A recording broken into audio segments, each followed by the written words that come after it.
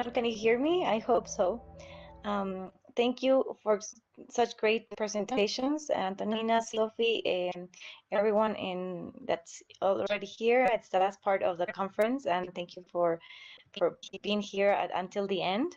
So I want to talk a little bit about the Task Force 3 accomplishments and next steps, so you can know what to expect next year coming from EvalYouth conferences and webinars. So just I'm going to go quickly through the accomplishments that we've had. Going back to history, it's always very important to remember history and our beginnings. So we started in November 2015. EvalYouth was launched in Nepal.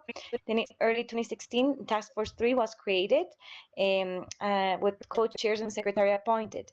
This task force is in charge of putting together these webinars and conferences, and hopefully we'll have a face-to-face conference soon. We had in December 2016 the first our annual virtual conference series began, and we began also in 2017 the e-learning webinar series, and today we're in the third EvalYouth virtual conference. So what are the main accomplishments that we've had? We've been very busy since 2016. We've had 6 e-learning webinars with participants from all continents of the world and 3 virtual conferences. We have several renowned speakers as we had today, great speakers, but others like, for example, Michael Bamberger, Donna Mertens, Catherine Newcomer, Jim Rue, Marco Segoni, and many others. You can access our YouTube channel and you can see, watch all of our conferences and webinars. So what are our main achievements from the webinars and our conferences is the reach and diversity. We've reached almost 600 participants from all continents across the world that registered for the first conference and 616 for the second virtual conference. We've also tried to be very inclusive. Our webinars and conferences are broadcasted in English with real-time translation into Spanish, Russian, and French. So we want to break these barriers geographically and these language barriers as well to reach everyone. We also have achieved some engagement. The webinars and the virtual conferences allow for audiences questions and presenters' responses. So we want to promote this type of engagement, and afterwards maybe some speakers will want to answer your questions via email. So we're generating this type of interactions. We've also are very efficient with our small budget.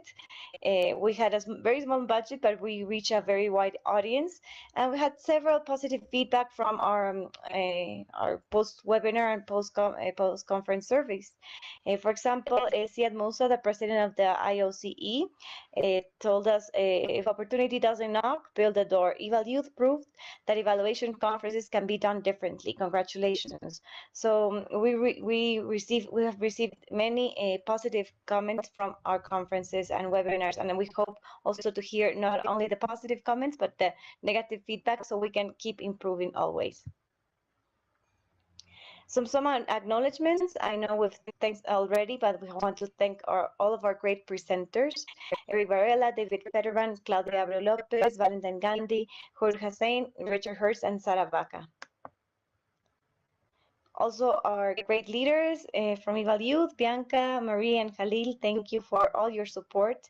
You are great leaders and an example for us. Also, our task force leaders that you already know because we've been speaking now, Sophie, Antonina, and myself, but also most importantly, our task force 3 members: Daniel Ducay, Imad, Ana, Gerardo, Aman, Sana, Sarah Osmain, and many others that have joined us, and we hope that you continue volunteering. We couldn't make this possible without you. And a farewell message: we want more volunteers, so you can sign up. You have the link over there, and please let us know if you want to be part of our task force. You can contact EvalYouth at the Gmail, and also you can contact through our link over there. So next steps, keep your eyes open. In 2019, we have a new e-learning webinar series. We're just started talking. Yesterday, we were talking with EvalYouth LAC and some Latin American countries. We will try to make a series that also showcases the EvalYouth in local chapters, the national chapters, so they can contribute and show us what they've learned, and we hope that we can make all this happen in 2019. And also in 2020, the face-to-face EvalYouth conference, we're very excited, and we really need to start planning. So if you would want to volunteer, we are always open for new volunteers. So on behalf of all of us at EvalYouth, thank you for being here with us today, and we're looking forward to hearing from you in the future. Thanks so much.